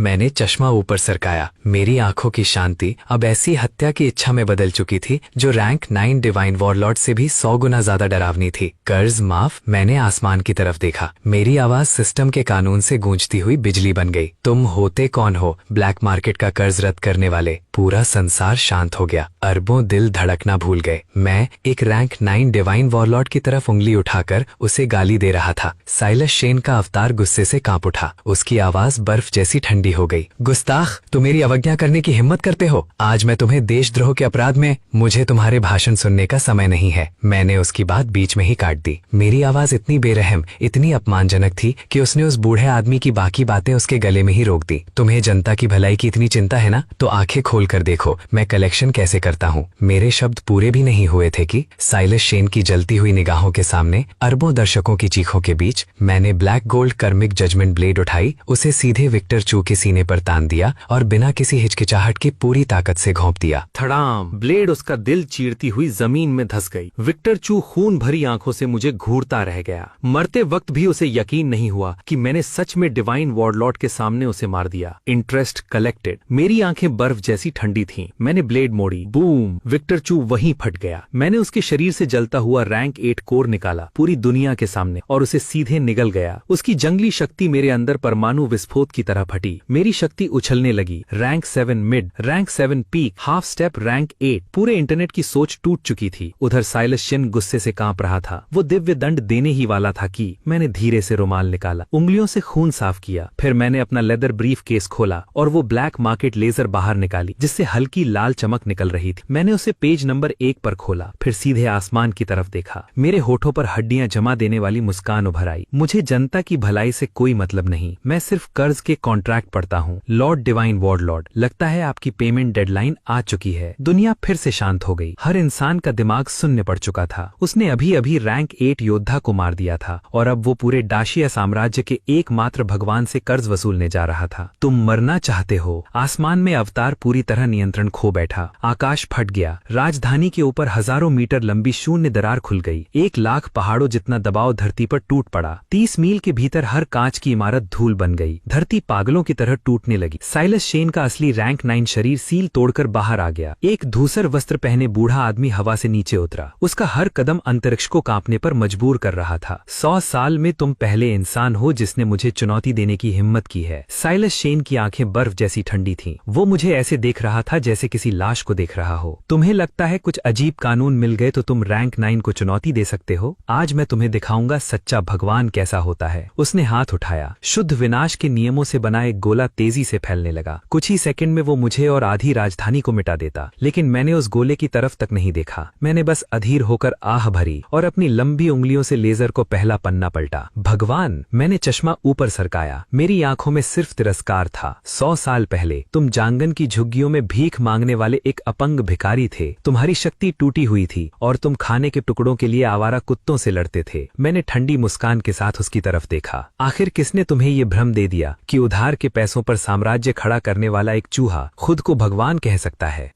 इंटरनेट फट पड़ता है, किसी को यकीन नहीं होता। ऊपर शांत और संत जैसे दिखने वाले साइलस शेन के चेहरे पर झटका आता है। उसकी आंखों में गहरी ग्लानि और जानलेवा गुस्से की चमक गुजरती है। झूठ फैलाने वाले, मर जाओ। विनाश का गोला नीचे गिरता है। मैंने तुमसे कहा था, ये पूरी दुनिया के लिए कानून का सार्वजनिक पाठ है। मैं लेजर का पहला पन्ना फाड़ता हूँ और उसे आसमान में उछाल देता हूँ। System, maximum authority, karmic trace force, broadcast to all. एक ऐसी शक्ति फट पड़ती है जो आयामों से परे है। वो रैंक 9 विनाश गोला हवा में ही जम जाता है, जैसे किसी ने पॉज दबा दिया हो, पूरी तरह स्थिर। फिर दुनिया की हर स्क्रीन और हर आसमानी प्रोजेक्शन पर दृश्य बदल जाता है। 100 साल पहले एक लंगड़ाता हुआ जवान आदमी, हूबहू साइलस शेन जैसा, पानी की बाल्टी में सॉसेज के टुकड़े ढूंढ रहा है। तूफानी रात में वो पहली पीढ़ी के ब्लैक मार्केट मास्टर के पैरों में घुटनों के बल गिरता है। खून लाल कॉन्ट्रैक्ट खुद को हर दर्शक की आंखों में जला देता है। Loan item, supreme treasure, the heart of the world, collateral. Silas Shane की आत्मा उसकी आने वाली हर जिंदगी में चुकाया जाएगा 50 साल में। कॉन्ट्रैक्ट तोड़ने पर शरीर और आत्मा नष्ट। दृश्य फिर बदलता है। 50 साल पहले साइलस शेन, अब एक मशहूर हीरो, ब्लैक मार्केट मास्टर के बंद साधना में जाने का इंतजार करता है। फिर वो जहरीली ब्लेड अपने उपकारी की छाती में घोप देता है, चेहरा जहरीली नफरत से मुड़ा हुआ। चुकाऊं? मैं अब साइलस शेन हूँ। मैं तुम्हारा कर्ज क्यों चुकाऊं? मर जाओ। दृश्य खत्म हो जाता है। पूरे आसमान और धरती में सिर्फ भारी सांसों की आवाज बचती है। आस्था टूट चुकी है। दाक्सिया साम्राज्य का रक्षक देवता एक धोखेबाज कर्ज घोर है जिसने अपने ही उपकारी की हत्या कर दी। दर्शकों का गुस्सा आसमान चूमता है। साइलस शेन की तरफ उठती हर नजर में सिर्फ शुद्ध नफरत है। खामोशी। तुम सब कीड़े अपने मुंह बंद करो। उसकी आखिरी नकली परत भी सबके सामने फट जाती है। साइलस शेन पूरी तरह टूट जाता है। उसके चारों ओर की सुनहरी रोशनी फटकर बिखर जाती है और उसकी जगह धनी बदबूदार काली दैत्य ऊर्जा ले लेती है। उसका चेहरा राक्षस जैसा विकृत हो जाता है। वो पागल कुत्ते की तरह दहाड़ता है। तो क्या हुआ? अगर मैंने उन्हें मार दिया तो क्या हुआ? अगर मैं तुम्हें मारकर पूरे शहर का कत्लेआम कर दूं तो ये कार्मिक धागा हमेशा के लिए दफन हो जाएगा। गर।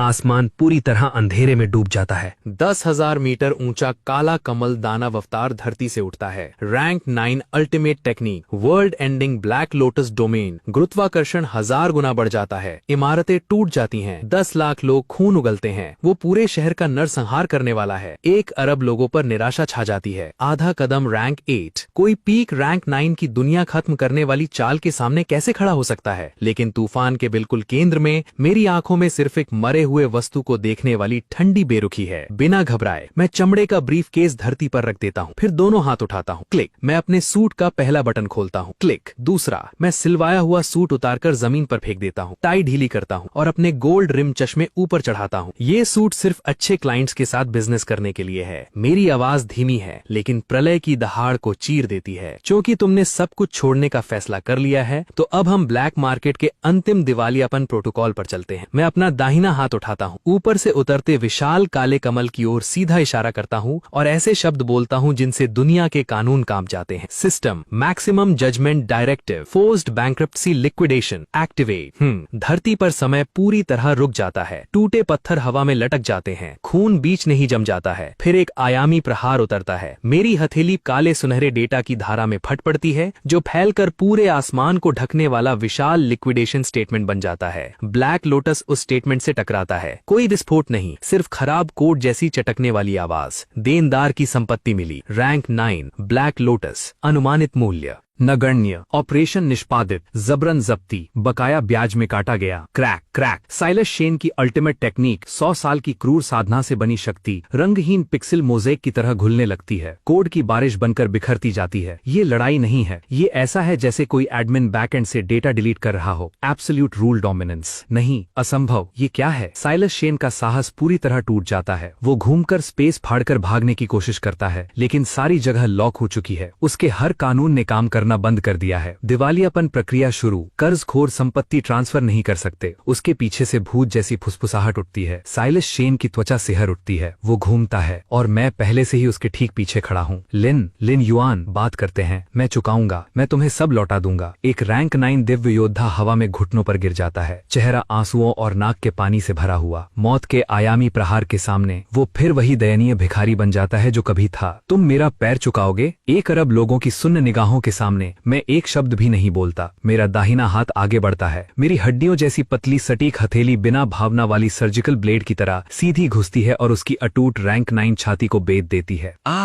साइलस शेन एक भयानक चीख छोड़ता है। सुनहरा दिव्य खून फव्वारी की तरह बाहर निकलता है। मेरी 5 उंगलियां उसके शरीर के अंदर कसकर बंद हो जाती हैं, एक क्रिस्टल को पकड़ते हुए जो 7 रंगों वाली दिव्य रोशनी से धड़क रहा है। Heart of the world. Divya खून मेरे गाल पर बिखरता है, मेरे शांत चेहरे को पूरी तरह खूंखार बना देता है। मैं उसके कान के पास झुकता हूँ, होठों पर क्रूर मुस्कान। तुमने जो उधार लिया था वो एक दिल था। मेरा हाथ बाहर की ओर झटका मारता है। अब वापस करो मूलधन और ब्याज। इसके साथ ऐसी आवाज गूंजती है जो हर इंसान की रूह तक जमा दे। मेरा लंबा पीला हाथ टील की पकड़ जैसा स्थिर साइलस शेन की छाती में गहराई तक धस जाता है और मुट्ठी जितने बड़े 7 रंगों की रोशनी छोड़ते क्रिस्टल को पकड़कर अपनी हथेली में कुचल देता है। Supreme collateral, heart of the world सफलतापूर्वक निकाला गया। जिस पल वो दिल उसके शरीर से बाहर निकलता है, पूरी तबाही भरी चीख साइलस शेन के गले से फूट पड़ती है। दुनिया की सबसे निराशाजनक चीख, वो शक्ति का स्रोत जिसने पूरे 100 साल तक उसका साथ दिया, वो चीज जिसे वो अपनी जिंदगी और अपने विश्वास की तरह मानता था, उसे उससे जबरदस्ती छीन लिया गया है। गरर। जैसे ही हार्ट ऑफ द वर्ल्ड निकाला जाता है, पूरे आसमान और धरती पर अजीब घटनाएं फूट पड़ती हैं। वो अजय रैंक 9 दुनिया खत्म करने वाला ब्लैक लोटस जो राजधानी के ऊपर मंडरा रहा था, हवा में बुरी तरह कांपने लगता है, जैसे किसी मशीन का मुख्य इंजन निकल गया हो। पूरे 3 लंबे सेकंड्स तक, फिर धमाके के साथ अनगिनत काली धुंध में फट जाता है जो धीरे धीरे शून्य में गायब हो जाती है। फिर बिना किसी चेतावनी के आसमान से मूसलाधार बारिश शुरू हो जाती है। ये खुद स्वर्ग के नियम है। रो रहे हैं, नहीं प्लीज उसे वापस दो, वो मेरा दिव्य कोर है, वो मेरी जिंदगी है। एक पल में साइलस शेन का शरीर जो अभी भी हवा में तैर रहा था, नंगी आंखों से दिखने वाली गति से सड़ने लगता है। भयानक पतन। पवित्र सुनहरी रोशनी के 9 छल्ले एक एक करके टूट जाते हैं। उसका शरीर जो पहले ठोस ढले सोने जैसा था, एक पल में फीका और खोखला हो जाता है, सूखी लकड़ी जैसा भुरभुरा। उसके पूरे सिर के काले बाल आधे सेकंड से भी कम समय में सूखी घास जैसे सफेद हो जाते हैं। वो कभी दिव्य और संत जैसा चेहरा एक पल में बुढ़ापे के दागों से भर उठता है। Rank 9 peak, rank 8, rank 7, rank 3, फिर शक्तिहीन। पूरी मानवता के 1 अरब लोगों की जमी हुई स्तब्ध निगाहों के सामने डैक्सिया साम्राज्य का ये कभी अछूता रक्षक फटे गुब्बारे की तरह पिचक जाता है। बस कुछ सांसों में मैंने उसे वापस उसकी असली हालत में पहुंचा दिया। 100 साल पहले का टूटा हुआ भिखारी जो अपने पैरों पर भी खड़ा नहीं हो सकता था। धम। सारी आध्यात्मिक शक्ति छिन जाने के बाद सफेद बालों वाला हड्डियों जैसा पतला साइलस शेन सूखी टहनी की तरह नीचे गिरता है, सीधे आसमान से गिरकर नीचे कीचड़ भरे मलबे में जा टकराता है। वो हांफता और कांपता है। उसका पूरा शरीर ऐसे फड़क रहा है जैसे किसी को दौरा पड़ रहा हो, और उन आंखों में जो कभी हर चीज को तुच्छ समझती थीं, अब सिर्फ अंतहीन डर और निराशा बची है। मौत जैसी खामोशी। दुनिया भर के 1 अरब दर्शक, डैक्सिया साम्राज्य की सुप्रीम कमांड के दर्जनों 5 स्टार जनरल। इस पल हर इंसान बोलने की क्षमता खो देता है। लॉर्ड डिवाइन वॉरलॉर्ड को खाली कर दिया गया। एक चाल, सिर्फ एक चाल में रैंक 9 दिव्य अस्तित्व की सारी शक्ति छीन ली गई। वो आदमी जिसे लिन युआन कहते हैं, वो आखिर किस तरह का राक्षस है? लेकिन राजधानी के दृश्य पर मैं जमीन पर पड़े साइलस शेन की तरफ देखता तक नहीं। मैं एक हाथ में हार्ट ऑफ द वर्ल्ड पकड़े हूँ, उससे भयानक दबाव निकल रहा है, जबकि दूसरा हाथ सफेद रुमाल निकालकर मेरी उंगलियों से खून का निशान साफ करता है। मेरी सफेद शर्ट बिल्कुल साफ, मेरे गोल्ड रिम चश्मे ठंडी तेज रोशनी परावर्तित कर रहे हैं। शालीनता, पूर्ण शालीनता। मैं रुमाल को लापरवाही से साइलस शेन के पेड़ की छाल जैसे बूढ़े चेहरे पर फेंक देता हूँ। मेरी आवाज में कोई लहर नहीं। इस दुनिया में कोई भगवान नहीं है, सिर्फ अच्छे क्लाइंट होते हैं जो समय पर भुगतान करते हैं, और कर्जखोर जिन्हें लिक्विडेट करना पड़ता है। तुमने 100 साल की महिमा चुराई, अब जागने का समय है। जैसे ही ऑनलाइन हर इंसान की दुनिया की समझ पूरी तरह टूटती है, अचानक पूरी राजधानी में एक तेज अधिकतम स्तर का एयर डिफेंस अलार्म चीख उठता है। मैक्सिमम रेड अलर्ट चेतावनी। राजधानी की बाहरी रक्षा दीवार ऑफलाइन हो चुकी है। रैंक 9 दबाव समाप्त। गर गर। गर। चीखते अलार्म के नीचे धरती बुरी तरह कांपती है। ये भूकंप नहीं, ये करोड़ों विशाल जीवों का धरती पर दौड़ना है। राजधानी के बाहर अथाह अबिस जो पूरे 50 साल से शांत था अब उबल उठता है। गहरे अंधेरे में छिपे किंग क्लास दैत्य। जिस पल उन्हें एहसास होता है कि साइलस शेन की मौजूदगी पूरी तरह गायब हो चुकी है, वो आसमान हिला देने वाली खुशी की दहाड़े छोड़ते हैं। क्षितिज के किनारे धरती से आसमान तक उठती काली ज्वार दिखाई देती है। घना आसमान ढक देने वाला करोड़ों राक्षसी जीवों का झुंड। वो अब बिना सुरक्षा वाली राजधानी की ओर इतिहास में कभी न देखी गई लहर की तरह टूट पड़ते हैं। ये बीस्ट टाइड है, दुनिया खत्म करने वाली बीस्ट टाइड। हे भगवान, आगे 10 से भी ज्यादा SSS रैंक बीस्ट किंग है। राजधानी खत्म हो गई। जो दर्शक अभी कुछ सेकंड पहले लाइव स्ट्रीम देख रहे थे वो पूरी निराशा में डूब जाते हैं और वहाँ कीचड़ भरे मलबे में अपने दिव्य कोर से वंचित साइलस शेन शहर के बाहर दैत्य दहाड़े सुनता है और उसका बूढ़ा चेहरा विकृत हो उठता है। वो पागलों जैसी टूटी हंसी हंसने लगता है। लिन युआन, तुम जीत गए तो क्या हुआ? तुमने मेरा दिव्य कोर छीन ली तो क्या हुआ? 50 साल तक मेरी मौजूदगी ने ही अब इसको रोके रखा। अब जब मैं खत्म हो गया हूँ उन राक्षसों को किसी चीज का डर नहीं। साइलस शेन अपनी बची हुई आखिरी ताकत एक अंतिम श्राप में उड़ेल देता है। आंखों में जहरीली नफरत जलती हुई, मेरे बिना इस शहर के 30 मिलियन नागरिकों में से हर एक मर जाएगा। पूरा दाक्षिया साम्राज्य मेरे साथ दफन हो जाएगा। लिन युआन, यही तुम्हारी जबरन वसूली की कीमत है। निराशा, हड्डियां जमा देने वाली निर्दयी निराशा पूरी राजधानी पर बर्फीले तूफान की तरह टूट पड़ता। आसमान में शहर के बाहर 10 से ज्यादा विशाल SSS रैंक बीस्ट किंग अपनी आसमान ढक देने वाली हड्डियों जैसी पंख फैलाते हैं, मुंह से विनाशकारी ऊर्जा किरणें छोड़ते हुए रक्षा पंक्तियों पर बेरहमी से हमला कर धाम धाम धाम आग आसमान तक उठ जाती है। मानवता की सबसे श्रेष्ठ बख्तरनबंद इकाइयां SSS रैंक बीस्ट किंग के संपर्क में आते ही टूट जाती हैं, एक पल में मिट जाती हैं और इस तरह 1 अरब दर्शकों और राजधानी के हर नागरिक का गुस्सा जो साइलस शेन पर था तुरंत मेरी तरफ मुड़ जाता है, असीम डर और नफरत में बदल जाता है। लिन युआन, ये सब तुम्हारी गलती है। तुम्हें अभी वसूली क्यों करनी थी? अगर तुम्हें उसे मारना ही था तो बीस्ट टाइड को पीछे धकेलने के बाद इंतजार कर सकते थे। अब लॉर्ड डिवाइन वॉरलॉर्ड चला गया और हम सब खत्म हो गए। तुम राक्षस हो। तुमने अपना कर्ज वसूलने के लिए पूरी मानवता की बलि दे दी। हर दिशा से नैतिक दबाव का पहाड़ मुझ पर टूट पड़ता है। पूरे इंटरनेट से आती आरोपों की आवाजें सुनते हुए कीचड़ में पड़ा साइलस शेन और पागलों की तरह हंसने लगता है। सुना तुमने लिन युआन? तुमने मेरी शक्ति छीन ली और हीरो बनने की बजाय इतिहास के खलनायक बन गए। मेरे साथ नर्क में चलो। लेकिन इस नैतिक निंदा के तूफान के सामने, शहर की दीवारों के बाहर दहाड़ती नफरत के सामने, मैं ऊंचे मलबे पर बिना किसी अपराध बोध या घबराहट के खड़ा रहता हूँ, बल्कि मेरे होठों पर बेहद अजीब ठंडी मुस्कानों भरती है। इतिहास का खलनायक मैं अपने गोल्ड रिम चश्मे ऊपर चढ़ाता हूँ और स्क्रीन पर चिल्लाते हुए सारे मूर्खों को देखता हूँ। तुम्हें किसने बताया कि साइलस शेन कभी तुम्हारा रक्षक था? मैं बिना जल्दबाजी के काले चमड़े के ब्रीफकेस तक चलता हूँ और पूरी दुनिया के सामने धीरे से उसकी जिप खोलता हूँ। 50 साल पहले Silas Shane heart of the world को बचाए रखने की बेताब कोशिश में और पिछले ब्लैक मार्केट मास्टर के शिकार से बचने के लिए उसने खुद एक अतिरिक्त कोलैटरल एग्रीमेंट पर हस्ताक्षर किए थे अपनी भुगतान अवधि टालने के लिए। मैं अपने लंबे उंगलियों वाले हाथ को ब्रीफकेस के अंदर डालता हूँ और एक अजीब सुनहरी रोशनी से चमकता हुआ पार्चमेंट कर्ज अनुबंध बाहर निकालता हूँ, जिस पर एक चकाचौंध कर देने वाली मोहर लगी है, system authority, maximum global resolution. इन मूर्खों को अच्छी तरह देखने दो। मैं उस पार्चमेंट को हवा में उछाल देता हूँ और वो तुरंत एक सुनहरे घोषणा बोर्ड में फैल जाता है जो राजधानी के पूरे आसमान को ढक लेता है। जैसे ही उसकी सामग्री हर दर्शक की आंखों में प्रतिबिंबित होती है, चीखती गालियां पूरी तरह रुक जाती हैं। स्थगित भुगतान गिरवी अनुबंध। कर्जदार साइलस शेन। गिरवी दाशिया साम्राज्य की पूरी राजधानी, जिसमें शहर की दीवारों के भीतर रहने वाले सभी 38 मिलियन लोग, सभी स्पिरिट वेन जमा, सभी अचल संपत्तियां शामिल हैं। शर्तें, इस अनुबंध के प्रभाव में आते ही राजधानी और उसके भीतर मौजूद सभी जीवित प्राणी पूरी तरह ब्लैक मार्केट की संपत्ति होंगे। साइलस शेन की तथाकथित राजधानी की रक्षा असल में ब्लैक मार्केट के लिए गिरवी संपत्ति की रखवाली थी, नागरिकों की रक्षा नहीं। उस खुलासे का झटका हर दर्शक की छाती पर हथौड़े की तरह पड़ता है। सच, 50 साल पहले इस बूढ़े आदमी ने पूरी राजधानी को पैक करके सौंप दिया था ब्लैक मार्केट को गिरवी। उसने हमें बेच दिया। उसने 30 मिलियन जिंदा लोगों को गिरवी रख दिया। जनमत फिर विस्फोट कर उठता है।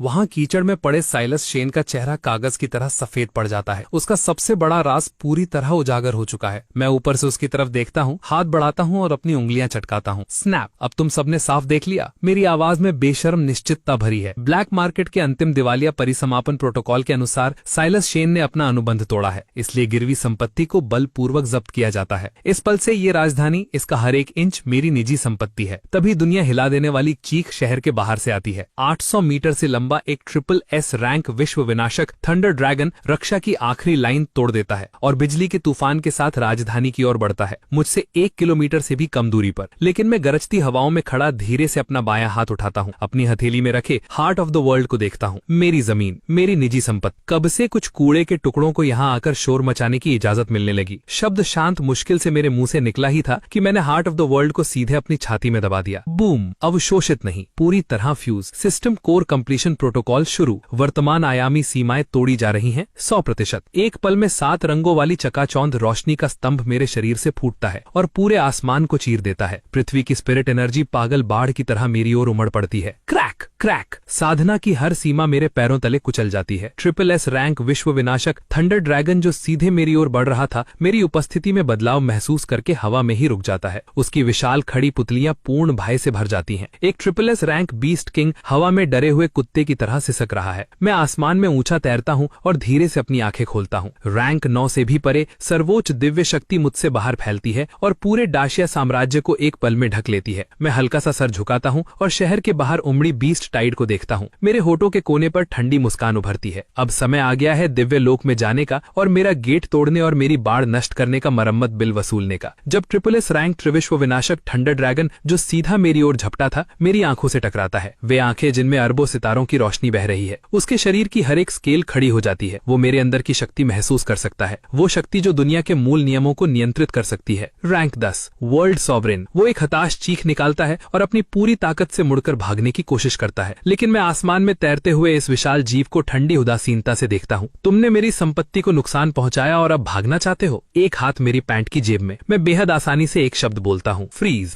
पूर्ण नियम उतरता है। ट्रिपल एस रैंक विश्व विनाशक थंडर ड्रैगन हवा में ऐसे जकड़ जाता है जैसे एम्बर में बंद कोई कीड़ा। पूरी दुनिया के दर्शक एक साथ सांस खींचते हैं। ये जम गया। लिन युआन ने हाथ तक नहीं उठाया। उसने सिर्फ एक शब्द बोला और उसे रोक दिया। लेकिन ये तो शुरुआत है। राजधानी के बाहर करोड़ों एबिस बीस्ट पागलों की तरह शहर की दीवारों से 500 मीटर से भी कम दूरी पर दौड़ रहे हैं। साइलस चेन एक जहरीली चीख निकालता है, लिन युआन को मार डालो, चाहे तुम कितने भी ताकतवर हो। एक इंसान 10 मिलियन बीस्ट्स को नहीं रोक सकता। एक इंसान नहीं रोक सकता। मैं ऊपर से साइलस चेन को ऐसे देखता हूँ जैसे किसी मूर्ख को देख रहे हो। मैं धीरे से मुड़कर आसमान को ढकती करोड़ों एबिस बीस्ट्स की लहर की तरफ देखता हूँ। मैं अपनी लंबी सफेद तर्जनी आगे बढ़ाता हूँ और अपनी सोने की फ्रेम वाली ऐनक नाक पर ऊपर चढ़ाता हूँ। System ultimate authority, full map clear.